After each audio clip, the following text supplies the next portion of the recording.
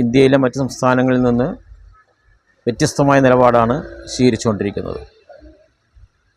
കേന്ദ്ര ഗവൺമെൻറ് നിലവിലുള്ള കേന്ദ്ര ഗവൺമെൻറ് ആദിവാസി വികസനത്തിന് വേണ്ടിയുള്ള പ്രത്യേക ഫണ്ട് ഉൾപ്പെടെയുള്ള കാര്യങ്ങൾ നിർത്തലാക്കിയിരിക്കുകയാണ്. TSP എന്ന് പറയുന്നത് ട്രൈബൽ സബ് പ്ലാനാണ്. ആദിവാസി ജനവിഭാഗങ്ങൾക്ക് എല്ലാ മേഖലകളിലും അവരുടെ ഉന്നമനത്തിന് വേണ്ടിയും വികസന പ്രവർത്തനങ്ങൾക്ക് വേണ്ടി നീക്കിവെച്ച ഫണ്ടായിരുന്നു അത്. BJPയുടെ നേതൃത്വത്തിലുള്ള കേന്ദ്ര ഗവൺമെൻറ് അത് പൂർണ്ണമായും ഒഴിവാക്കി. നീതി ആയോഗ് നിശ്ചയിക്കുന്ന രീതിയിലുള്ള ഫണ്ടാണിപ്പം കൊടുത്തുകൊണ്ടിരിക്കുന്നത്. ഇന്ത്യയിൽ പട്ടികജാതി പട്ടികവർഗ ജനസംഖ്യ ഏകദേശം 25% വരും. എന്നാൽ 6%, 7% മാത്രമാണ് അവർക്കുള്ള ഫണ്ട് ഇപ്പോൾ വിനിയോഗിക്കുന്നത്. കേരളത്തിൽ ആദിവാസി ജനസംഖ്യ 1.25% വരുന്നത്. ആദിവാസി ജനസംഖ്യയേക്കാൾ കൂടുതൽ പണം കേരളം വിനിയോഗിച്ചുകൊണ്ടിരിക്കുന്നുണ്ട് ആ മേഖലയിലെ വികസന പ്രവർത്തനങ്ങൾക്കും മറ്റു കാര്യങ്ങൾക്കും. ആദിവാസി ജനവിഭാഗങ്ങൾക്ക് ഇടയിൽ അഭ്യസ്തവിദ്യരായിട്ടുള്ള നിരവധി ചെറുപ്പക്കാർ ഇപ്പോഴുണ്ട് നമുക്ക് കാണാൻ വേണ്ടി കഴിയും. മുൻകാലങ്ങളിൽ നിന്ന് വ്യത്യസ്തമായി അവർ കൂടുതൽ വിദ്യാഭ്യാസം ചെയ്യാനുള്ള മുന്നോട്ട് വന്നിട്ടുണ്ട്. നിരവധി യുവാക്കൾ വിദ്യാഭ്യാസം നേടിയവരായിട്ടുണ്ട് എന്ന് കാണാൻ വേണ്ടി കഴിയും. ആദിവാസി സംവരണം 2% കേരളത്തിൽ. 100 പേർക്ക് ജോലി കൊടുക്കുമ്പോൾ 2 പേരെ ആദിവാസി വിഭാഗത്തിന് നിയമപ്രകാരം നിയമിക്കേണ്ടതുള്ളൂ. എന്നാൽ അതിന് വ്യത്യസ്തമായ രീതിയിൽ കേരളത്തിലെ ഗവൺമെൻറ് സ്പെഷ്യൽ റിക്രൂട്ട്മെൻറ്റ് വഴി നിരവധി ആദിവാസികൾക്ക് ജോലി കൊടുക്കുന്നൊരു നിലപാട് പിണറായി വിജയൻ നേതൃത്വം കൊടുക്കുന്ന കേരളത്തിലെ ഇടതുപക്ഷ ജനാധിപത്യ ഗവൺമെൻറ് സ്വീകരിച്ചിട്ടുണ്ട് നമുക്ക് കാണാൻ വേണ്ടി കഴിയും. 241 ടീച്ചർമാർ വയനാട്ടിലുൾപ്പെടെ 300-ലധികം ടീച്ചർമാരെ മെൻ്റർ ടീച്ചർമാരായിട്ടിപ്പോൾ നിയമിച്ചിരിക്കുകയാണ്. അവർ കേരളത്തിലെ വയനാട്, അട്ടപ്പാടി പോലെ, പാലക്കാട് പോലെയുള്ള, നിലമ്പൂർ പോലെയുള്ള മേഖലകളിൽ ജോലി ചെയ്തുകൊണ്ടിരിക്കുന്നുണ്ട് നമുക്ക് കാണാൻ വേണ്ടി കഴിയും. സ്പെഷ്യൽ റിക്രൂട്ട്മെൻറ്റ് വഴി പോലീസിലേക്ക് നിരവധി ചെറുപ്പക്കാരെ എടുത്തിട്ടുണ്ട്. 500-ലധികം പേരെ ഫോറസ്റ്റ് ഡിപ്പാർട്ട്മെൻറ്റിലേക്ക് എടുത്തിട്ടുണ്ട്, എക്സൈസിലേക്ക് എടുത്തിട്ടുണ്ട്. അപ്പോൾ ആദിവാസികൾക്ക് മറ്റ് ജനവിഭാഗങ്ങളെപ്പോലെ തന്നെ തൊഴിലവസരങ്ങൾ നിയമാനുസൃതം കൊടുക്കുന്നതിനേക്കാൾ കൂടുതൽ കൊടുക്കാൻ വേണ്ടിയും പ്രത്യേക ജനവിഭാഗങ്ങൾ നിലക്ക് പലവിധ ചരിത്രപരമായ കാരണങ്ങളാൽ പിന്നോക്കാവസ്ഥയുള്ളൊരു ജനവിഭാഗത്തെ സമൂഹത്തിൻ്റെ മുഖ്യധാരയിലേക്ക് കൊണ്ടുവരുന്നതിൻ്റെ ഭാഗമായിട്ടാണ് കേരളത്തിലെ ഇടതുപക്ഷ ജനാധിപത്യ മുന്നണിയുടെ പ്രത്യേക കാഴ്ചപ്പാടും നയത്തിൻ്റെയും ഭാഗമായിട്ടാണ് ഇത്തരം നിലപാട് സ്വീകരിച്ച് നമുക്ക് കാണാൻ വേണ്ടി കഴിയും. ആ അർത്ഥത്തിൽ ആദിവാസി ജനവിഭാഗങ്ങളുടെ പ്രശ്നങ്ങളിൽ രാജ്യം സ്വീകരിക്കുന്ന രീതിയിൽ നിന്ന് വ്യത്യസ്തമായ ബദൽ സമീപനം കേരളത്തിലെ ഗവൺമെൻറ് ഉയർത്തിപ്പിടിക്കുന്നുണ്ട്. സ്റ്റാർട്ടപ്പുകൾ ഇപ്പം ഉണ്ട്. അത് പട്ടികജാതി പട്ടികവർഗ മേഖലയിലുള്ള ആൾക്കാർക്ക് പ്രത്യേകമായിട്ടുള്ള കൂടുതൽ ഇളവെല്ലാം കൊടുത്തുകൊണ്ടുള്ള സ്റ്റാർട്ടപ്പുകളും കേരളത്തിലെ ഗവൺമെൻറ് നടപ്പിലാക്കിക്കൊണ്ടിരിക്കുന്നുണ്ട്.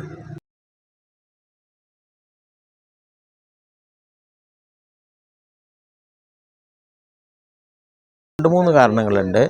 ഒന്ന്, ആദിവാസി വികസനത്തിന് വേണ്ടി വലിയ രീതിയിലുള്ള കോടിക്കണക്കിന് രൂപ കേരളത്തിലെ ഗവൺമെൻറ് കാലാകാലങ്ങളായിട്ട് ചെലവഴിച്ചുകൊണ്ടിരിക്കുന്നുണ്ട്. അങ്ങനെ ചെലവഴിക്കുന്ന തുക പൂർണ്ണമായിട്ടും അവരുടെ വികസന പ്രവർത്തനങ്ങളിൽ മാത്രം ലഭ്യമാകുന്ന രീതി ഉണ്ടോ എന്ന് ചോദിച്ചാൽ അത് നല്ല പോലെയുള്ള പുനഃപരിശോധനയ്ക്ക് വിധേയമാക്കേണ്ടുന്ന കാര്യങ്ങളിൽ ഒന്നാണ്. മറ്റൊന്ന്, നേരത്തെ ഉണ്ടായിരുന്ന മുൻ തലമുറ വിദ്യാഭ്യാസ കാര്യങ്ങളിൽ വയനാട്ടിലെടുത്ത് നോക്കിയാൽ കുറുമ വിഭാഗങ്ങൾ വിദ്യാഭ്യാസ കാര്യത്തിൽ മുന്നിൽ നിൽക്കുന്നുണ്ട്. അവരിപ്പോൾ ഒട്ടേറെ ആൾക്കാർക്ക് തൊഴിൽ കിട്ടിയിട്ടുണ്ടെന്ന് നമുക്ക് കാണാൻ വേണ്ടി കഴിയും ആ വിഭാഗങ്ങളിൽ നിന്ന്. എന്നാൽ മറ്റ് ആദിവാസി ജനവിഭാഗങ്ങൾ, പ്രത്യേകിച്ച് പണിയ, അടിയ, ഊരാളി, കാട്ടുനായ്ക്ക തുടങ്ങിയിട്ട് ആദിവാസി ജനവിഭാഗങ്ങൾക്കിടയിൽ വിദ്യാഭ്യാസപരമായിട്ട് അടുത്ത കാലത്താണ് കൂടുതൽ അവർക്ക് പൊതുവിദ്യാഭ്യാസ രംഗത്തും മറ്റു കാര്യങ്ങൾക്ക് ഇടപെടാനും ആവശ്യമായിട്ടുള്ള കാര്യങ്ങളൊക്കെ ചെയ്യാനും ഒക്കെ കഴിഞ്ഞിരുന്നത്. അതിൻ്റെ ഫലമായിട്ട് ഇപ്പോഴുള്ള തലമുറ കൂടുതൽ മെച്ചപ്പെട്ട രീതിയിൽ കാര്യങ്ങൾ മനസ്സിലാക്കാനും ഇടപെടാനും ഒക്കെ അവർ ശ്രമിച്ചുകൊണ്ടിരിക്കുന്നുണ്ട് നമുക്ക് കാണാൻ വേണ്ടി കഴിയും. ചരിത്രപരമായ കാരണങ്ങളാൽ പിന്തള്ളപ്പെട്ട ഒരു ജനവിഭാഗമാണ്. ആ ജനവിഭാഗത്തിന് പ്രത്യേക പരിഗണന കൊടുത്ത് അവരുടെ പ്രശ്നങ്ങൾക്ക് പരിഹാരം കാണാനുള്ളൊരു നിലപാടാണ് സ്വീകരിക്കേണ്ടിയിരുന്നത്. ഇടതുപക്ഷ ജനാധിപത്യ ഗവൺമെൻറ് അടുത്ത കാലത്തായിട്ട് അതിനുവേണ്ടിയുള്ള നല്ല പരിശ്രമങ്ങൾ നടത്തിക്കൊണ്ടിരിക്കുന്നുണ്ട്. അതുകൊണ്ട് ജീവിത രീതിയിൽ തീരെ പുരോഗതി ഉണ്ടായിട്ടില്ല എന്നൊക്കെ പറയാൻ വേണ്ടി കഴിയില്ല. നല്ല പുരോഗതി അവർ കൈവരിച്ചിട്ടുണ്ട്. പക്ഷേ പൊതുസമൂഹമാകെ നേടിയിട്ടുള്ള എല്ലാ നേട്ടങ്ങൾക്കും അതിനോടൊപ്പം അവർ നടന്നെത്തിയെന്ന് ചോദിച്ചാൽ എത്തിയിട്ടില്ല. അത് ഇനിയും അതിനുള്ള പരിശ്രമങ്ങൾ നടന്നുകൊണ്ടിരിക്കുകയാണ്. അതിനുവേണ്ടിയുള്ള വലിയ നിലപാടുകൾ ആണ് കേരളത്തിലെ ഗവൺമെൻറ് സ്വീകരിച്ചുകൊണ്ടിരിക്കുന്നത്. ആദിവാസികൾക്കിടയിൽ പ്രവർത്തിക്കുന്ന സംഘടനകളെല്ലാം അക്കാര്യത്തിൽ നല്ല മുൻകൈ എടുത്ത് കാര്യങ്ങൾ ചെയ്യുന്നുണ്ട് നമുക്ക് കാണാൻ വേണ്ടി കഴിയും. ഭൂമിക്ക് വേണ്ടിയുള്ള വലിയ പോരാട്ടങ്ങൾ ഒരുപാട് നടന്നുകൊണ്ടിരിക്കുന്നുണ്ട്. ആ പോരാട്ടങ്ങളെല്ലാം പുതിയ നിയമങ്ങളുണ്ട്. ആദിവാസികൾ നടത്തിയിട്ടുള്ള വലിയ സമരത്തിൻ്റെ ഭാഗമായിട്ടാണ് FRA എന്ന ചുരുക്കപ്പേരിൽ അറിയപ്പെടുന്ന ഫോറസ്റ്റ് റൈറ്റ് ആക്ട് 2006 അന്നത്തെ ഒന്നാം UPA ഗവൺമെൻറ്, ഇന്ത്യയിലെ ഇടതുപക്ഷ പ്രസ്ഥാനങ്ങളിലും കൂടി പിന്തുണയോട് രൂപീകരിക്കപ്പെട്ടൊരു ഗവൺമെൻറ്റാണത്.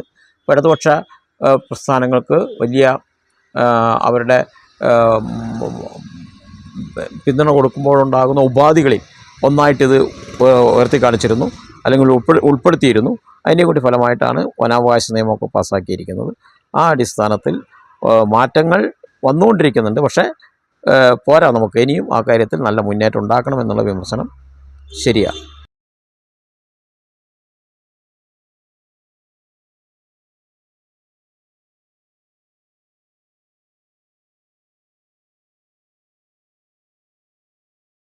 ഗവൺമെൻറ് സാമൂഹിക പഠനമുറികൾ ഉന്നതികളൊക്കെ ചേർന്നുകൊണ്ട്, ആദിവാസി സങ്കേതങ്ങൾ ചേർന്നുകൊണ്ട് പല സ്ഥലങ്ങളിലും നിർമ്മിച്ചുകൊണ്ടിരിക്കുന്നുണ്ട്.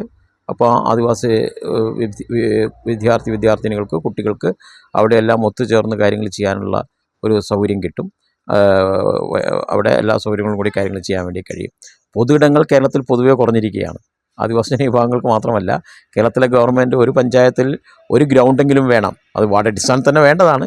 പക്ഷേ നമ്മുടെ ഭൂമിയുടെ ലഭ്യത, മറ്റു പല കാരണങ്ങൾ കൊണ്ടൊക്കെ നമ്മൾ ആഗ്രഹിക്കുന്നത്ര വേഗത്തിൽ ആ കാര്യങ്ങൾ ആഗ്രഹിക്കുന്ന ആവശ്യത്തിനനുസരിച്ചുണ്ടോ എന്ന് ചോദിച്ചാൽ ഇല്ല എന്നുള്ളതാണ്. അപ്പോൾ ഗവൺമെൻറ് പൊതു കാഴ്ചപ്പാട്, പൊതു ഇടങ്ങൾ ആളുകൾക്ക്, പ്രത്യേകിച്ച് പുതിയ തലമുറ അത്തരം പൊതു ഇടങ്ങളെല്ലാം തന്നെ ഇല്ലാത്തതിൻ്റെ ഫലമായിട്ട് വഴിതെറ്റി പോകുന്നുണ്ട് നമുക്ക് കാണാൻ വേണ്ടി കഴിയും. അത് ആദിവാസി വിഭാഗങ്ങൾക്കും ബാധകമാണ്.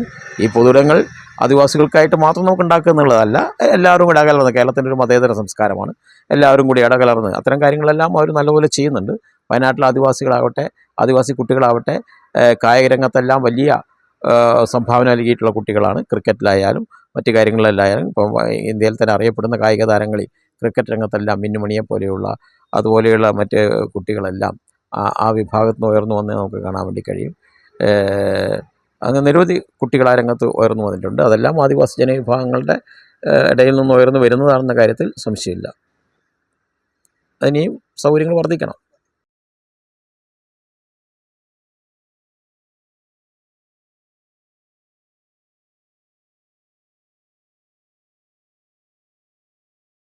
ഈ 2002 ആദിവാസി ക്ഷേമസമിതിയുടെ നേതൃത്വത്തിലുള്ള ഭൂസമരം ആരംഭിക്കുന്നത്.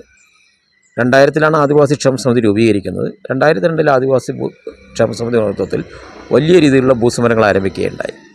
മറ്റ് ചില സംഘടനകളും, ഗോത്രമഹാസഭ പോലെയുള്ള ചില സംഘടനകളും ഭൂമിക്ക് വേണ്ടിയുള്ള പോരാട്ടത്തിൽ ഉണ്ടായിരുന്നു. 2002 1476 ആദിവാസികളാണ് കണ്ണൂർ, കോഴിക്കോട്, വൈത്തിരി ജയിലുകളായിട്ട് കിടന്നിരുന്നത്. അവരെല്ലാം കുടുംബസമേതമായിരുന്നു ജയിലിൽ പോയത്, അച്ഛനും അമ്മയും മക്കളുമെല്ലാം. വെള്ളമുണ്ട പഞ്ചായത്തിൽ നിന്ന് പോയിട്ടുള്ള ശാന്ത എന്ന് പറയുന്നൊരു യുവതി, അവർ പൂർണ്ണ ഗർഭിണിയായിരുന്നു. ജയിലിൽ കിടന്ന് പ്രസവിച്ചു, കുട്ടി മരിച്ചുപോയി. കുട്ടിയെ അവിടെ അടക്കം ചെയ്തു. പിന്നീട് ശാന്തയും മരിച്ചു. അങ്ങനെ സമാനതകളില്ലാത്ത അനുഭവങ്ങൾ ആ ജയിൽ ഭൂസമരത്തിനുണ്ടായിരുന്നു കാണാൻ വേണ്ടി കഴിയും. ആദിവാസികൾ ജാമ്യം എടുക്കാൻ വേണ്ടി തയ്യാറായില്ല.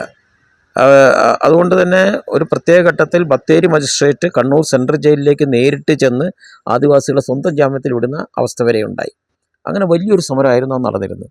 ആ സമരത്തിൻ്റെയും കൂടി ബാക്കി പത്രമാണ് 2006. 2002 സമരം ആരംഭിച്ചു. 2006 ഇടതുപക്ഷ പ്രസ്ഥാനങ്ങളുടെയും കൂടി ഉപാധിയുടെ ഭാഗമായി കേരളത്തിലെ ഇന്ത്യൻ പാർലമെൻറ്റ് പാസ്സാക്കിയിട്ടുള്ള FRA എന്ന ചുരുക്കപ്പേരിൽ അറിയപ്പെടുന്ന കേന്ദ്ര വനാവകാശ നിയമം, ഫോറസ്റ്റ് ആ നിയമം ഇന്ത്യയിൽ തന്നെ ഫലപ്രദമായി നടപ്പിലാക്കിയ സംസ്ഥാനങ്ങൾ വളരെ കുറവാണ്. കേരളമാണ് അക്കാര്യത്തിൽ ഏറെ മുൻപന്തിയിലേക്ക് വന്നത് നമുക്ക് കാണാൻ വേണ്ടി കഴിയും. അന്ന് കേരളത്തിൻ്റെ മുഖ്യമന്ത്രിയായിരുന്ന VS അച്യുതാനന്ദനും ആ മന്ത്രിസഭയിലെ പട്ടികവർഗ വകുപ്പ് മന്ത്രിയായിരുന്ന AK ബാലനും മാനന്തവാടിയിൽ വന്ന് ജാനുവിൻ്റെ അമ്മയ്ക്ക് ഭൂമി നൽകിക്കൊണ്ടായിരുന്നു വനാവകാശ നിയമപ്രകാരമുള്ള ഭൂമി കൈകാര്യം ചെയ്തിരുന്നത്. പക്ഷേ അത് ഏകദേശം 6000-7000 കുടുംബങ്ങൾക്ക് വയനാട്ടിൽ ഭൂമി കിട്ടിയിട്ടുണ്ട്. അതൊരു ചെറിയ കാര്യമായിട്ട് നമുക്ക് കാണാൻ വേണ്ടി കഴിയില്ല. എന്നാൽ 2012 വീണ്ടും സമരം ആരംഭിച്ചു. ഈ FRA ആക്ട് അനുസരിച്ചിട്ടുള്ള സമരത്തിൻ്റെ പ്രത്യേകത എന്താ വെച്ചാൽ, അത് 2005 ഡിസംബർ 13 മുമ്പിൽ വനത്തിൽ താമസിക്കുന്നവർക്ക് ഭൂമി കൊടുക്കാൻ വേണ്ടി കഴിയും. അങ്ങനെ ഭൂമി കൊടുക്കുന്ന ഒരു ഘട്ടത്തിൽ സുപ്രീം കോടതിയുടെ ഒരു വിധി ഉണ്ടായിരുന്നു. ആ വിധി പ്രകാരം വയനാട്ടിൽ 7000 ഹെക്ടർ സ്ഥലം ആദിവാസികൾക്ക് ഭൂമി കൊടുക്കാൻ വേണ്ടി വനഭൂമി വിട്ടുകൊടുക്കണമെന്നായിരുന്നു. ആ വനഭൂമി പൂർണ്ണമായിട്ട് ഇനിയും വിട്ടുകൊടുത്തിട്ടില്ല. അപ്പോൾ ആ കാര്യങ്ങൾക്കും കൂടി ഒരു പൂർണ്ണത ഉണ്ടാക്കിയെടുക്കാൻ വേണ്ടി കഴിയണം. അത് കേന്ദ്ര ഗവൺമെൻറ്റാണ് ആ കാര്യങ്ങളൊക്കെ ചെയ്യേണ്ടത്. അതിൽ ഇടപെടാൻ വേണ്ടി കഴിയണം. 2012 കുറേ സമരങ്ങൾ ആരംഭിച്ചിട്ടുണ്ട്. അത് 2005 ഡിസംബർ 13 ശേഷമാണ്. അപ്പോൾ അവർക്കും കൂടി ഭൂമി കൊടുക്കാൻ കേന്ദ്ര ഗവൺമെൻറ് ഇതിനകത്തൊരു മാറ്റം വരുത്തിയാലേ നമുക്ക് ചെയ്യാൻ വേണ്ടി കഴിയും. നിലവിലുള്ള നിയമം അനുസരിച്ച് 2005 ഡിസംബർ 13 കട്ട് ഓഫ് ഡേറ്റ്. അതിനുശേഷം ആരംഭിച്ച സമരങ്ങളിൽ ആ കാര്യങ്ങളിലും കൂടി നമുക്ക് മാറ്റം ഉണ്ടാക്കിയെടുക്കാൻ വേണ്ടി കഴിയണം. അതുകൊണ്ട് അത് നിരന്തരമായ ഇതാണ്. ആ നിയമം പാസ്സാക്കുക അല്ലാതെ തന്നെ മറ്റു മാർഗ്ഗങ്ങൾ ഉപയോഗിച്ചുകൊണ്ടും ഇപ്പോൾ കേരളത്തെ സംബന്ധിച്ചിടത്തോളം സുപ്രീം കോടതി വിധി അനുസരിച്ച് കിട്ടാവുന്ന ഭൂമിയുടെ പട്ടികയിൽപ്പെടുത്തിയാൽ ഇവർക്ക് ഭൂമി കൊടുക്കാൻ വേണ്ടി കഴിയും. കേരളത്തിലെ ഗവൺമെൻറ് അതിനാവശ്യമായ നടപടിക്രമങ്ങൾ നീക്കിക്കൊണ്ടിരിക്കുന്നുണ്ട്. പ്രത്യേകിച്ച് വകുപ്പ് കൈകാര്യം ചെയ്യുന്ന മന്ത്രി OR കേളുവായതുകൊണ്ട് അദ്ദേഹത്തിന് ഈ കാര്യത്തിലെല്ലാം നേരിട്ട് അനുഭവമുള്ള ഒരാളാണ്. അതുകൊണ്ട് തന്നെ അദ്ദേഹം വളരെ മുൻകൈ എടുത്ത് ആ കാര്യങ്ങളെല്ലാം മുന്നോട്ട് കൊണ്ടുപോകാൻ പരിശ്രമിച്ചുകൊണ്ടിരിക്കുന്നുണ്ട്.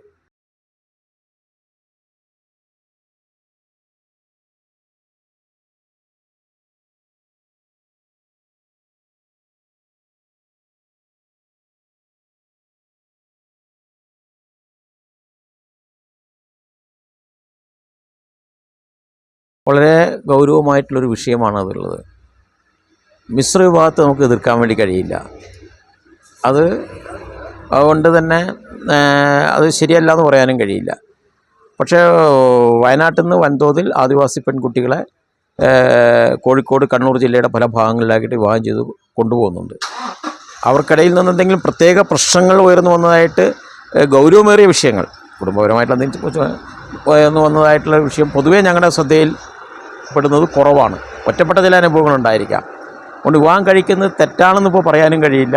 പക്ഷേ അത് അവരുടെ വംശനാശത്തിന് 2 പ്രശ്നങ്ങൾ അത് ഉണ്ടാക്കിയെടുക്കുന്നുണ്ട്. ഒന്ന്, ആദിവാസി ജനവിഭാഗങ്ങളെന്ന നിലക്ക് അവരുടെ ഒരു വംശവർദ്ധനവിന് അത് തടസ്സമായിട്ട് വരും. രണ്ടാമത്തെ വിഷയം, ആദിവാസി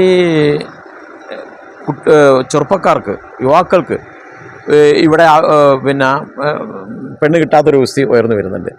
ഇതൊരു പുതിയ വിഷയമാണ്. എങ്ങനെയാണ് നേരിടേണ്ടതെന്ന് സമൂഹമാകെ കൂട്ടായി ചർച്ച ചെയ്ത് സർക്കാരൊക്കെ ആലോചിച്ച് ചെയ്യേണ്ട കാര്യങ്ങളാണ്. വിവാഹത്തിനെതിരെ നിൽക്കുക എന്നുള്ളതല്ല അതിൻ്റെ മാർഗം. ഈ കാര്യങ്ങളിൽ അങ്ങനെ വിവാഹം കഴിച്ചു പോകുന്ന കുട്ടികളുടെ സുരക്ഷ ഉറപ്പാക്കേണ്ട ഒരു വിഷയം സമൂഹത്തിനുണ്ട്. ആ സാമൂഹ്യ ബാധ്യത നിലക്ക് സർക്കാർ ആ കാര്യങ്ങളിൽ ഇടപെടേണ്ടതുണ്ട്. അതുപോലെ തന്നെ വിവാഹം കഴിക്കാൻ പാടില്ല നമുക്ക് പറയാനും പറ്റില്ല. അതൊരു ശരിയായ നിലപാടല്ലല്ലോ. ആർക്കും ഇഷ്ടമുള്ളവരെ വിവാഹം കഴിക്കാനുള്ള അഭിപ്രായമുണ്ട്. പ്രത്യേകിച്ച് അവരെല്ലാം അങ്ങനെ തന്നെ നിൽക്കണം എന്ന് നമ്മൾ നിർബന്ധിക്കേണ്ട കാര്യവുമില്ല. അതെല്ലാം ഓരോരുത്തരുടെയും വ്യക്തിപരമായ ഇഷ്ടാനിഷ്ടങ്ങളുടെയും കൂടി ഭാഗമായിട്ടാണ്. ഏതായാലും ഒരു പുതിയ വിഷയമാണത്. നമ്മുടെ സമൂഹം വളരെ ശ്രദ്ധിക്കേണ്ടുന്ന വിഷയങ്ങളിലൊന്നാണത്.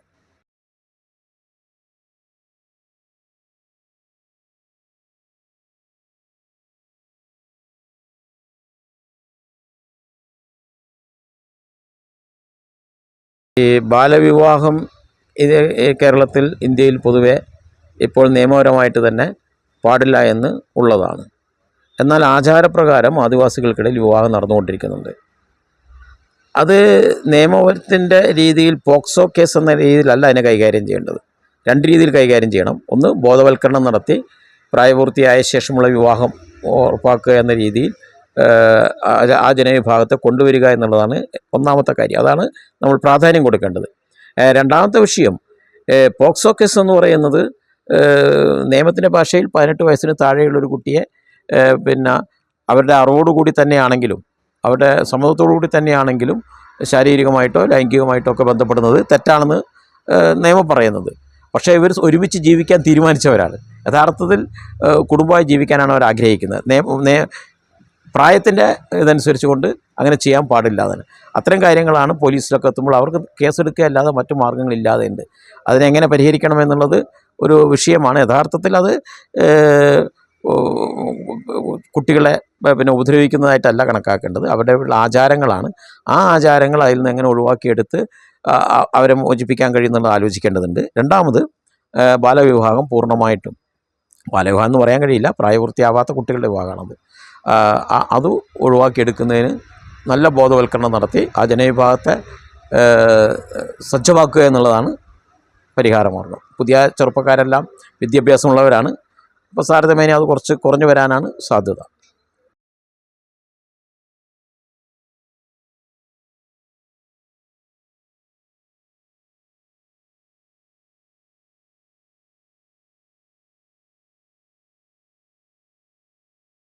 ഇന്ത്യയുടെ മറ്റ് മേഖലകളിൽ നടക്കുന്നത് പോലെ അത്തരം കാര്യങ്ങൾ കേരളത്തിലുണ്ടോ എന്ന് ചോദിച്ചാൽ ഇല്ല എന്ന് നമുക്ക് മറുപടി പറയാൻ വേണ്ടി കഴിയും. എന്നാൽ ഒരു വിവേചനം ചില സ്ഥലങ്ങളിലെല്ലാം തൊഴിലിടങ്ങളിലെല്ലാം ഉയർന്നു വരുന്നു. ഇപ്പോൾ സ്ത്രീകൾക്കെതിരെയുള്ള വിവേചനം ഉള്ളതുപോലെ തന്നെ പിന്നോക്ക ദുർബല ജനവിഭാഗങ്ങൾക്കിടയിൽ ഒരു വിവേചനം അവിടെ ഇവിടെയൊക്കെ ഒറ്റപ്പെട്ട കാര്യങ്ങൾ ചിലപ്പോൾ സംഭവിച്ചേക്കാം. അത് നമ്മുടെ നാട് പൊതുവെ അംഗീകരിക്കുന്നില്ല. അത്തരം കാര്യങ്ങളെ കേരളത്തിൻ്റെ മതേതര സംസ്കാരത്തിലൂടെയുള്ള ഒരു നാടെന്ന നിലക്ക് നമുക്കതിനെ അതിജീവിക്കാൻ വേണ്ടി കഴിയും. മറ്റ് പല പ്രദേശങ്ങളിലും കേൾക്കുന്ന പോലെയുള്ള വാർത്തകളൊന്നും കേരളത്തിൽ നിന്നില്ല. പിന്നെ വ്യക്തിവികാസത്തിൻ്റെ ഭാഗമായി അവരെ ഇന്നലെ വരെ ജീവിച്ച ചുറ്റുപാടുകളിൽ നിന്ന് മറ്റൊരു ചുറ്റുപാടുകളിലേക്ക് പോകുമ്പോൾ അതുമായിട്ട് ഇണങ്ങിച്ചേരുന്നതിനുള്ള ബുദ്ധിമുട്ട് അവർക്കും ഉണ്ടാവും. അവരെ സ്വീകരിക്കുന്നതിനുള്ള ബുദ്ധിമുട്ട് മറ്റുള്ളവർക്കും ചിലപ്പോൾ ഒറ്റപ്പെട്ടതൊക്കെ ഉണ്ടായിരിക്കാം. അത് നമ്മൾ കേരളം അംഗീകരിക്കുന്നതല്ല. അത് നമുക്ക് ഇത്തരം ജോലി നേടലും മറ്റു കാര്യങ്ങളുടെ എല്ലാം ഫലമായിട്ട് നമുക്ക് അത്തരം കാര്യങ്ങളെയൊക്കെ പരിഹരിച്ച് മുന്നോട്ട് പോകാൻ വേണ്ടി കഴിയും. അത് മാറ്റിയെടുക്കുക എന്നുള്ളതാണ് നമ്മുടെ ഉത്തരവാദിത്തം. അതിനോട് നമുക്കൊരിക്കലും യോജിക്കേണ്ട കാര്യമില്ല. അത് നമ്മുടെ സമൂഹത്തിൽ പലതും വർഗീയപരമായിട്ടുള്ള ചിന്താഗതികളൊക്കെ ഉയർത്തിപ്പിടിക്കുന്ന ചില ആൾക്കാരുണ്ടല്ലോ. ഇപ്പോഴേ എമ്പുരാൻ എന്നുള്ള സിനിമയ്ക്കെതിരായിട്ട് എന്തെല്ലാം പറയുന്നത്, അതുപോലെയുള്ള ചില ആൾക്കാരുടെ ഭാഗത്തുനിന്ന് ചില പ്രതികരണങ്ങൾ ചിലപ്പോൾ ഉണ്ടായേക്കാം. ആ പ്രതികരണങ്ങളെ നമ്മൾ വെച്ചുറപ്പിക്കേണ്ടതല്ല, അതിനെ പൂർണ്ണമായിട്ട് ഇല്ലാതാക്കണം. അതെല്ലാം നേരിടാൻ കെൽപ്പുള്ള ഒരു ജനവിഭാഗമായിട്ട് ആദിവാസി ജനവിഭാഗത്തെ നമുക്ക് സാംസ്കാരികമായിട്ടും സാമൂഹികമായിട്ടും അവർക്ക് ഉയർന്നു വരാൻ വേണ്ടി കഴിയും. മറ്റ് ജനവിഭാഗങ്ങൾക്ക് അത് നിർബന്ധിക്കപ്പെടുന്ന ഒരു സാമൂഹിക സാഹചര്യത്തെ തന്നെയാണ് കേരളത്തിലുള്ളത്. ഒറ്റപ്പെട്ട അനുഭവങ്ങളെ നമുക്കുണ്ടെങ്കിലും അതിനെ ചെറുതായി കാണേണ്ടതുമില്ല.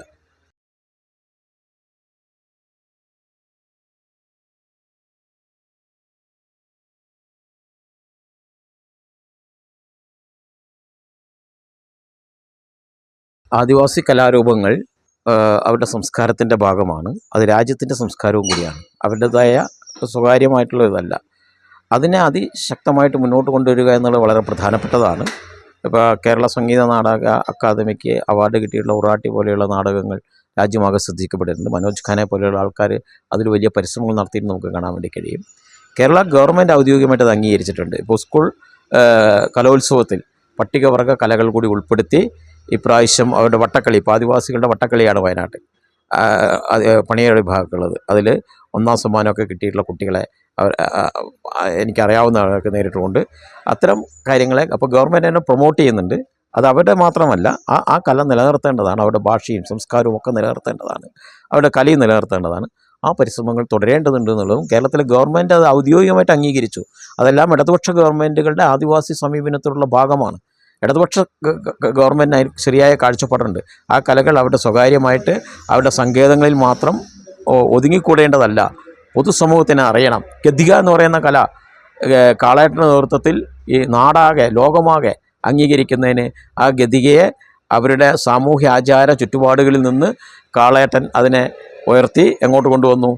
പൊതുസമൂഹത്തേക്ക് കൊണ്ടുവന്നു. ആ കാളേട്ടന് VSൻ്റെ ഗവൺമെൻറ് കാലഘട്ടത്തിലാണ് ഫോക്ലോർ അക്കാദമി ചെയർമാനായിട്ട് നിശ്ചയിച്ചിരുന്നത്.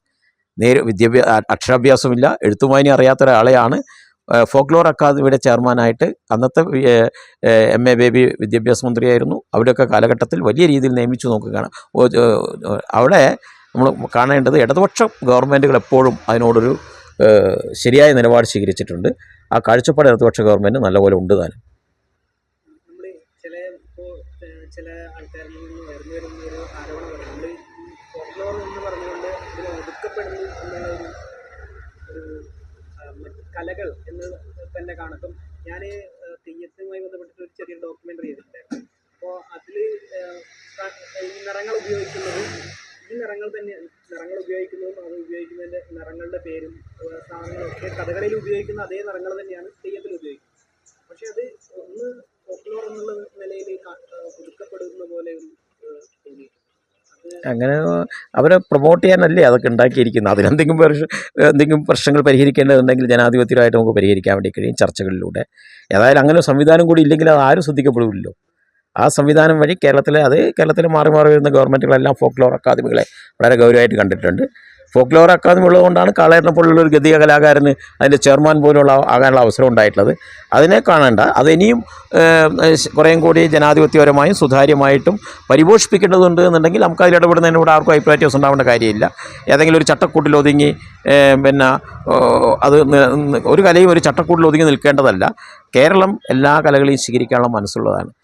കഥകളി തന്നെ പണ്ട് രാജാക്കന്മാർക്ക് ഉണ്ടാക്കിയതല്ലേ. ഇപ്പോൾ രാജാക്കന്മാർക്കോ അല്ലെങ്കിൽ സമ്പന്ന വിഭാഗത്തിന് വേണ്ടിയുള്ള കലയാണോ അത്? നാടിൻ്റെയും കേരളത്തിൻ്റെ കലയായി മാറിയല്ലോ.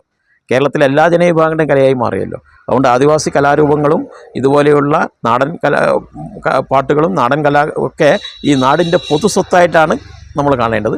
ആ പൊതുസ്വത്തായിട്ട് അതിനെ വികസിപ്പിച്ചെടുക്കുന്നതിൽ ഒരു പങ്ക് മാത്രമേ ഇത്തരം അക്കാദമികൾ ശ്രമിക്കുന്നുള്ളൂ. അവരുടെ കാര്യത്തിൽ എന്തെങ്കിലും ഇതുപോലെ ചർച്ചയ്ക്ക് വിധേയമായി കൂടുതൽ ശക്തിപ്പെടുത്തേണ്ടതുണ്ടെങ്കിൽ, കൂടുതൽ തിരുത്തപ്പെടേണ്ടതുണ്ടെങ്കിൽ അത് സ്വീകരിക്കാൻ നമുക്കെന്താ പ്രയാസം? സ്വീകരിക്കേണ്ടതാണ് തന്നെ.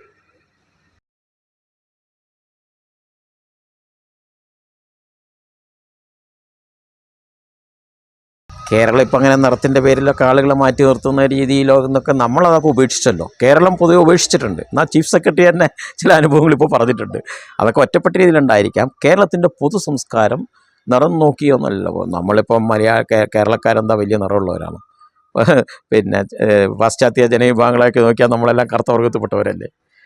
അവരുമായിട്ട് താരതമ്യം ചെയ്താൽ കേരളത്തിനകത്ത് പിന്നെ അതുകൊണ്ട് നിറമൊന്നൊരു വിഷയമായിട്ട് കേരളം ജാതി മത ചിന്ത അതിനൊക്കെതിരായിട്ടുള്ള വലിയ പോരാട്ടങ്ങൾ നടന്ന നാടാണ് ഈ കേരളം. ശ്രീനാരായണ ഗുരുവിന് ജന്മം നൽകിയ നാടാണ് ഈ കേരളം. അവരിത്തരം കാര്യങ്ങൾക്കെതിരൊക്കെ ആയിട്ടുള്ള വലിയ നിലപാടുകൾ സ്വീകരിച്ചിട്ട് നമുക്ക് കാണാൻ വേണ്ടി കഴിയും.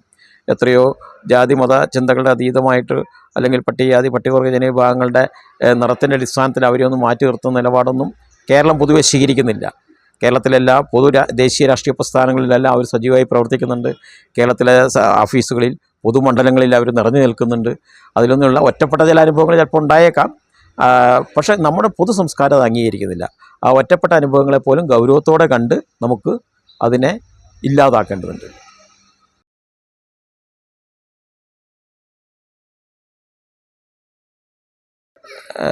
ഇന്ത്യൻ ഇൻസ്റ്റിറ്റ്യൂട്ട് ഓഫ് മാനേജ്മെൻറ്റ് നടത്തിയിട്ടുള്ളൊരു പഠനത്തിൽ കേരളത്തിലെ ആദിവാസികൾ, പ്രത്യേകിച്ച് വയനാട് ഉൾപ്പെടെ ആദിവാസികൾ ദേശീയ രാഷ്ട്രീയ പാർട്ടികളുമായിട്ട് ചേർന്ന് നിൽക്കുന്നവരാണെന്നാണ് അവർ കണ്ടെത്തിയിരിക്കുന്നത്. ഏതെങ്കിലും സന്നദ്ധ സംഘടനകളുടെ പുറകെ പോകുന്നവരല്ല. അവരെല്ലാം അതുകൊണ്ട് ആദിവാസികൾ നല്ലപോലെ രാഷ്ട്രീയ നിലപാടുള്ളവരാണ്. നല്ല രാഷ്ട്രീയ നിലപാടുള്ളവരാണ്. അവരെ ഇടതുപക്ഷത്തോട് ചേർന്ന് നല്ലപോലെ നിൽക്കുന്നുണ്ട്. കോൺഗ്രസിനോടൊപ്പമുണ്ട്, BJPയോടൊപ്പമുണ്ട്. അതുകൊണ്ട് എല്ലാ രാഷ്ട്രീയ പാർട്ടികളിലും അവരുണ്ട്. അവരെ ശരിയായ രീതിയിൽ രാഷ്ട്രീയ ധാരണയുള്ള ഒരു ജനവിഭാഗങ്ങൾ തന്നെയാണ് ആദിവാസി ജനവിഭാഗങ്ങൾ.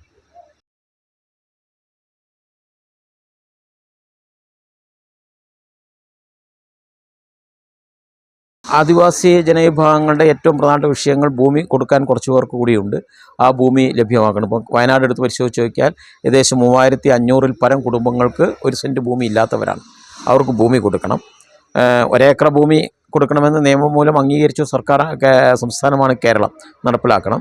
ചെറുപ്പക്കാർക്ക് നല്ലപോലെയുള്ള വിദ്യാഭ്യാസ യോഗ്യതയുള്ളവർ നിരവധി ആൾക്കാരുണ്ട്. സ്പെഷ്യൽ റിക്രൂട്ട്മെൻറ്റ് വഴി കുറച്ച് പേരെ നിയമിച്ചെങ്കിലും കേരളം വൈജ്ഞാനിക സമൂഹത്തിലേക്ക് നീങ്ങുന്ന ഒരു സമൂഹമാണ് കേരളം. വൈജ്ഞാനിക സമ്പദ് വ്യവസ്ഥ കെട്ടിപ്പടുക്കാനാണ് കേരളം പൊതു കേരള സൃഷ്ടിക്കായിട്ട് കേരളത്തിലെ ഗവൺമെൻറ് തന്നെ ഇപ്പോൾ നിലകൊള്ളുന്നത്. അതിൽ ആദിവാസി ജനവിഭാഗങ്ങൾക്ക് പ്രത്യേക പരിഗണന ഈ സർക്കാർ കൊടുക്കുമെന്ന കാര്യത്തിൽ സംശയവുമില്ല. അവരുടെ ഇടയിൽ കൂടുതൽ അവരുടെ തൊഴിലവസരങ്ങൾ കൂടുതൽ സൃഷ്ടിക്കുക എന്നുള്ള കാര്യങ്ങൾ ഉണ്ട്. ആ കാര്യങ്ങൾ നമുക്ക് ചെയ്യാൻ വേണ്ടി കഴിയണം. ആദിവാസി ജനവിഭാഗങ്ങൾക്കിടയിൽ ഈ മയക്കുമരുന്നിൻ്റെയും അതുപോലെ ലഹരിയുടെയും എല്ലാം വലിയ സ്വാധീനമുള്ളൊരു ജനവിഭാഗങ്ങളാണവർ. അതിൽ നിന്ന് അവരെ മറ്റ് ജനവിഭാഗങ്ങളെ മോചിപ്പിക്കുന്ന പോലെ തന്നെ അവരെയും മോചിപ്പിച്ചെടുക്കാൻ വേണ്ടി കഴിയണം. അനാവശ്യമായ കാര്യങ്ങൾ നമുക്ക് ചെയ്യേണ്ടതുണ്ട്. ഒരിക്കലും നമുക്ക് കേൾക്കാൻ ഇഷ്ടമില്ലാത്ത വാർത്തകൾ ചിലപ്പോൾ വരുന്നുണ്ട്. ഭാര്യ ഭർത്താവിനെ വെട്ടിക്കൊല്ലുക, ഭർത്താവ് ഭാര്യയെ വെട്ടിക്കൊല്ലുക, അല്ലെങ്കിൽ സഹോദരങ്ങൾ തമ്മിൽ മദ്യപാനത്തിന് ശേഷം കൊല നടക്കുക എന്നൊക്കെ ഒറ്റപ്പെട്ട വാർത്തകൾ മറ്റ് ജനവിഭാഗങ്ങളിൽ വരുന്ന പോലെ തന്നെ ഇതൊന്നും ഏതെങ്കിലും ആദിവാസികളുടെ മാത്രം കാര്യമായിട്ടൊന്നും എടുക്കേണ്ട. ഏറ്റവും ഉയർന്ന വിദ്യാഭ്യാസമുള്ള ആൾക്കാർ ഇതൊക്കെ ചെയ്യുന്നുണ്ട്. അപ്പോൾ ഒരു നാട് നേരിടുന്ന ഒരു സാമൂഹ്യ പ്രശ്നമായിട്ട് നമ്മൾ കണ്ടേച്ചാൽ മതി. അതുകൊണ്ട് ആദിവാസികൾ മാത്രമെന്ന് പറയുന്നത് തെറ്റായൊരു ജനവിഭാഗത്തെ അപമാനിക്കുന്ന തുല്യമായി പോകുന്നുണ്ട്. അതുകൊണ്ട് ഒരു പൊതു പ്രശ്നമായിട്ട് നമുക്കത് കാണണം. അതിൽ ആദിവാസികൾ ഉൾപ്പെട്ടിട്ടുണ്ട്. അവരെ നമുക്ക് മാറ്റിയെടുക്കാനുള്ള ഉത്തരവാദിത്തങ്ങൾ നമുക്കുണ്ട്. അക്കാര്യത്തിൽ സംശയമില്ല. അവരുടെ സംസ്കാരങ്ങൾ, അവരുടെ ഭവന പ്രശ്നങ്ങൾ ഇതെല്ലാം പൂർണ്ണമായിട്ട് നമുക്ക് പരിഹരിക്കേണ്ടതുണ്ട്. അതുകൊണ്ടൊരു പുതിയ കാലഘട്ടത്തിൻ്റെ അനുസരിച്ച് പുതിയ സംസ്കാരത്തോടൊപ്പം തന്നെ അവരുടെ ഗോത്ര തനിമയും സംസ്കാരങ്ങളും ഭാഷയും കലയൊക്കെ നിലനിർത്തിക്കൊണ്ട് ഒരു ജനവിഭാഗത്തെ ഉയർത്തിക്കൊണ്ടുവരിക എന്നുള്ളതാണ് ആധുനിക സമൂഹത്തിന് ചെയ്യാനുള്ളത്. ആ ഉത്തരവാദിത്വം നമുക്ക് നിർവഹിക്കേണ്ടതുണ്ട്.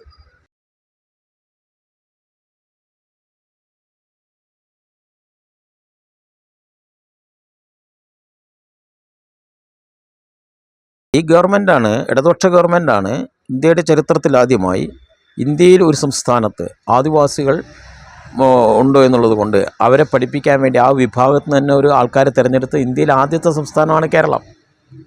അത് 1-ാം പിണറായി സർക്കാരിൻ്റെ കാലഘട്ടത്തിലാണ് ആ ഉത്തരവാദിത്തങ്ങൾ നിർവഹിച്ചിരുന്നത്.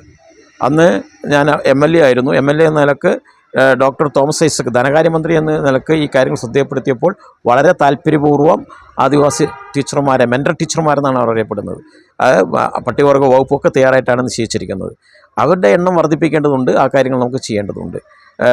അവരുടേതായിട്ടുള്ള മറ്റൊന്ന് പൊതുവിദ്യാഭ്യാസ രംഗത്ത് ചില പ്രശ്നങ്ങൾ അവരിപ്പോഴും നേരിടുന്നുണ്ട്. ആ പ്രശ്നങ്ങൾക്ക് പരിഹാരം കാണാൻ വേണ്ടി നമുക്ക് കഴിയേണ്ടതുണ്ട്. അതെല്ലാം പൊതുസമൂഹത്തിൻ്റെ ഉത്തരവാദിത്തമാണ്, സർക്കാരിൻ്റെ ഉത്തരവാദിത്തമാണ്. അത് നിർവഹിച്ചുകൊണ്ടാണ് കേരളത്തിലെ ഗവൺമെൻറ് പ്രവർത്തിച്ചുകൊണ്ടിരിക്കുന്നത്. അതുകൊണ്ട് ആദിവാസി ജനവിഭാഗങ്ങളെ മുന്നോട്ട് നയിക്കുക എന്നുള്ളത് സമൂഹത്തിൻ്റെ ചുമതലയാണ്. ആ സമൂഹത്തിൻ്റെ ചുമതല നടപ്പിലാക്കാൻ ഗവൺമെൻറ്റിന് ബാധ്യത ഉണ്ട്. ആ ഉത്തരവാദിത്തങ്ങൾ നമുക്ക് നിർവഹിക്കേണ്ടതുണ്ട്.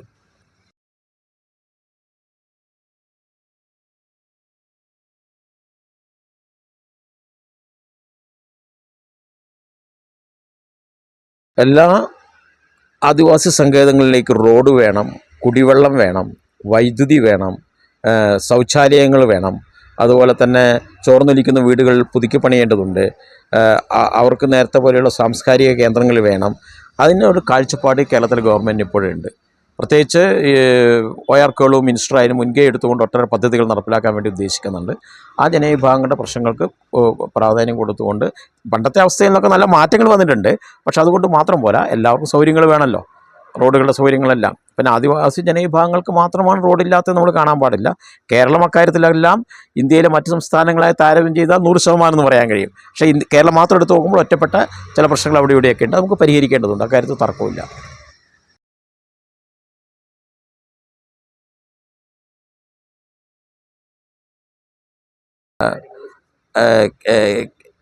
ഇന്ത്യയിൽ ആദിവാസി വിഭാഗങ്ങൾക്കുള്ള സാമൂഹ്യ പദവിയല്ല കേരളത്തിലുള്ളത്.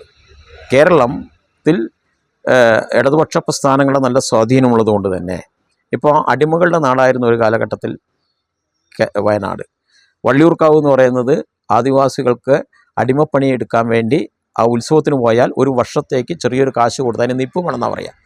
ആ നിപ്പ് പണം ഉൾപ്പെടെയുള്ള കാശ് കൊടുത്ത് അടുത്ത ഒരു വർഷം അവിടെ ജോലി ചെയ്യണം. അങ്ങനെയുള്ള ജനവിഭാഗങ്ങളായിരുന്നു. ഭൂവുടമകൾ ചൂണ്ടിക്കാണിക്കുന്ന സ്ഥലത്ത് വീട് വെച്ച് അടുത്തൊരു വർഷം കഴിഞ്ഞാൽ ആ വീട് പൊളിച്ചു പോകണം. ഇങ്ങനെയുള്ളൊരു നാടായിരുന്നു അത്. നമുക്ക് കാണാൻ വേണ്ടി കഴിയും. അതിൽ നിന്നെല്ലാം മാറ്റം വരുത്തിയത് ഇന്ത്യയിലെ കേരളത്തിലെ ഇടതുപക്ഷ പ്രസ്ഥാനങ്ങൾ നടത്തിയിട്ടുള്ള, കർഷക തൊഴിലാളി സംഘടനകൾ നടത്തിയിട്ടുള്ള അതിശക്തമായ പ്രക്ഷോഭത്തിൻ്റെ ഭാഗമായിട്ടാണ്. ഇടതുപക്ഷ പ്രസ്ഥാനവും CPM ഉം KSKT ഒക്കെ നടത്തിയിട്ടുള്ള പോരാട്ടങ്ങളുടെ ഭാഗമായിട്ടാണ് അതെല്ലാം ഇല്ലായ്മ ചെയ്തത്. ആദിവാസി ക്ഷേമ സമിതിയുടെ രൂപീകരണം ആദിവാസി ജനവിഭാഗങ്ങൾക്കിടയിൽ വലിയ മുന്നേറ്റത്തിന് ഇടയാക്കിയിട്ടുണ്ട്. ആദിവാസി ക്ഷേമ സമിതി രൂപീകരിച്ചതിൻ്റെ 25 വർഷമാണിത്. 2000 രൂപീകരിച്ച 2025 വാർഷികമാണ്. ഈ കാലഘട്ടത്തിൽ ആദിവാസി ജനവിഭാഗങ്ങൾ നേരിടുന്ന പ്രശ്നങ്ങളെല്ലാം പരിഹരിക്കേണ്ടതുണ്ട്. വയനാട്ടിലൊരു ആദിവാസി കളക്ടർ ഉണ്ടാവുക എന്നുള്ളത് ഏറ്റവും പ്രധാനപ്പെട്ടതാണ്. ആ അർത്ഥത്തിൽ ആ ജനവിഭാഗങ്ങളെ തന്നെ ഇപ്പോൾ എനിക്ക് തീർച്ചയായിട്ടും വയനാട്ടിലൊരു ആദിവാസി കളക്ടർ പിന്നെ ശ്രീധന്യ സുരേഷ് വയനാട്ടിൽ നിന്ന് ഉയർന്നു വന്നിട്ടുള്ള IAS കാരിയാണ്. അവളിപ്പോൾ ഉയർന്ന ഉത്തരവാദിത്തമൊക്കെ നിർവഹിച്ചുകൊണ്ടുണ്ട്. അതുപോലെയുള്ള ആൾക്കാർ ഒക്കെ ഇനിയും നമുക്ക് ഉയർന്നു വരേണ്ടതുണ്ട്. ആദിവാസി ജനവിഭാഗങ്ങളും മറ്റ് ജനവിഭാഗങ്ങളും തമ്മിലുള്ള വ്യത്യാസം ഇല്ലാത്ത രീതിയിൽ പൊതുസമൂഹത്തിലെ എല്ലാ ജനവിഭാഗങ്ങളെ പോലെ തന്നെ ആദിവാസികൾക്കും ജീവിക്കാൻ കഴിയും. അതിനുള്ള അവകാശം അവർക്കുണ്ട്. ആ രീതിയിലേക്കുള്ള ഒരു വളരെ സംസ്കാര സമ്പന്നമായൊരു ജനവിഭാഗങ്ങളാണവർ. അവരുടെ എല്ലാ കഴിവുകളെയും തിരിച്ചറിഞ്ഞ് ഏറ്റെടുക്കേണ്ട ഉത്തരവാദിത്വം പൊതുസമൂഹത്തിനാണ്. ആ പൊതുസമൂഹ ബാധ്യത നിറവേറ്റാൻ സർക്കാരിന് വലിയ ഉത്തരവാദിത്തമുണ്ട്. ആ രീതിയിൽ സർക്കാർ പ്രവർത്തിച്ചുകൊണ്ടിരിക്കുകയാണ് കേരളത്തിലെ സർക്കാർ. അത് ഇനിയും കുറേയും കൂടി ഫലപ്രാപ്തി പൂർണ്ണമായിട്ടെത്താൻ കുറച്ച് സമയമെടുക്കും. അതിൽ അവരുടെ ഒപ്പം നിൽക്കുക എന്നുള്ളത് നമ്മുടെയൊക്കെ ചുമതലയാണ്.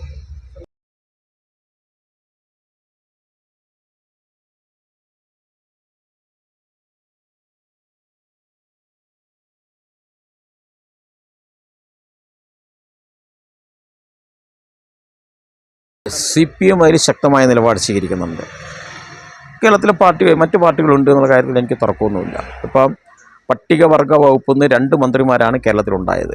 ഒന്ന് കോൺഗ്രസിനെ പ്രതിനിധീകരിച്ചുകൊണ്ട് ജയലക്ഷ്മി ആയിരുന്നു. ഇപ്പോൾ ഇടതുപക്ഷ CPMനെ പ്രതിനിധീകരിച്ചുകൊണ്ട് OR കേളുവാണ്. അത് ചെറിയ കാര്യമായിട്ട് നമ്മൾ എടുക്കേണ്ടതില്ല.